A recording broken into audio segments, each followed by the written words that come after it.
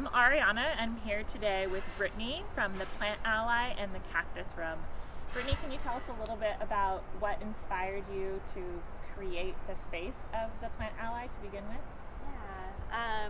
So I was in education for 10 years, pre-Plant Ally, and I did outdoor education, so connecting little ones to the natural world. That's something that I've always been really passionate about, and was recognizing the need for more of that for other members of our community, extended members of our community, and creating space where anyone who had a deep connection to the natural world and was feeling like they wanted to share could come to this space and share. So we had teachers doing basketry or herbalism or natural dyes, tea blending, as well as indoor gardening classes and styles of kokedama, or just kind of teaching about terrariums or any kind of indoor gardening. So that's kind of where it started, was all centralized around a community space to share. And then, has since kind of evolved and taken new shape and form, especially recently. So now our classes are obviously a lot more limited. We do less kind of community sharing in that way, but one of our core values still is working with the community in any way we can. So our name, the Plant Ally, was birthed out of the desire to have a reciprocal relationship not only with our community but to the natural world that we work with. That's at the root of our mission and our work. So how that has been, what that's involved into, especially during this time, has been increased partnership with local artisans and putting their creations forefront. And then that helps continue our mission, not only through more sustainable practice, but also helping us create more of that reciprocal relationship within our community. Awesome. So connection to plants is obviously huge in being able to create a sense of place for community. And then, as you mentioned, you support a lot of local artisans. So why is that a part of your sustainability philosophy? I support a lot of local artisans, and they support me. So it is one of those kind of circular reciprocal relationships. And before we started filming, Ari and I were talking about circular economy and keeping the means within our community. And then that lends itself to more sustainable practices because I don't have to pay for shipping. Our goods aren't shipped from far away. A lot of the places that they source from also happen to be local. And then working with artisans who also share same kind of core values and missions as we do. So a lot of our artists use materials like recycled pewter or recycled glass or recycled cotton for macrame, or Mary with High Mountain Arts makes organic cotton and driftwood beads macrame, or Wild as the Moon, a new jewelry artist that we work with, uses only recycled gold and silver. So working with those artisans within our community that also have that shared vision of what we do does make an impact.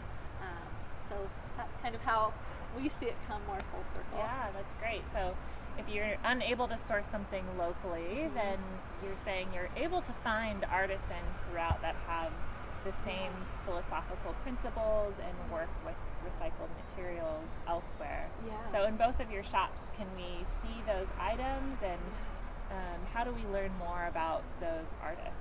Yeah. So in both shops, we have definitely the same philosophy, and it's shared.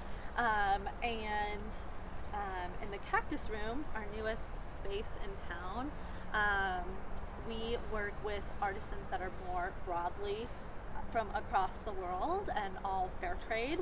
And we share about their story by having little kind of storyboards, notes about all the artisans in the shop. I also, nothing excites me more than sharing about our local artists and artists that we work with. So that's a way to learn about it. That's great. Yeah.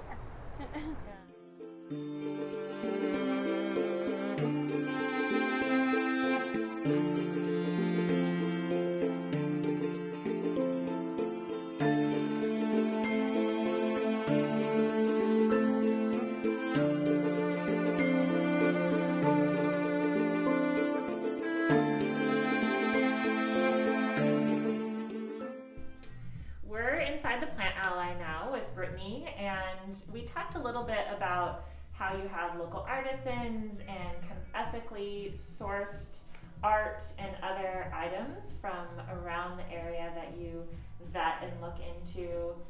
Can you walk us through kind of, if we haven't been into the Plant Ally before, what those things look like, and maybe other things in the shop that you use to work towards sustainability or waste reduction? Perfect. So a large part about the shop is plants, and then also pottery, and different kind of plant accessories. So we are fortunate enough to work with a few different local potters. One of them is someone that a lot of us know and love from here in Leavenworth, Mijanu, and she makes, I should have brought this before, these beautiful pot holders, and she actually, the wood for this, she was redoing her fence, and so that's how she decided to do creative reuse. So those are some air plant holders. We also work with a woman named Becca. She's over in Snohomish, and so she makes a lot of our pottery in the shop as well. We work with people who are finding different ways to reuse concrete and crush it up again, and so a lot of these pots, especially the ones that have texture, are all concrete that's been reused and reworked. So those are some ways that we work with different plants and potters in the shop.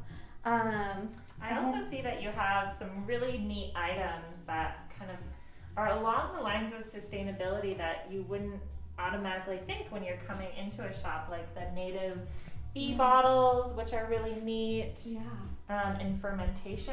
How does that all align with sustainability, do you think?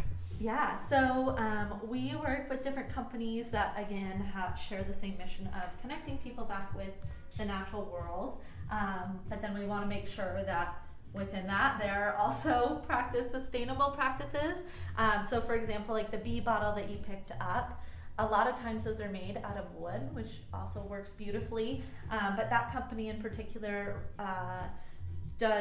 uses wine bottles and then reworks that to create a home for native bees. And then fermentation, we've done a fermentation class before, so again, connecting people to how they might work with their garden or native and edible plants in a new way. And then also we have harvesting bags, and actually right now on our online journal we're doing a huge post about native foraging, and I know that more of that's going to be shared within the Waste Loop fair. So just kind of promoting more ways to get connected with nature and people outside.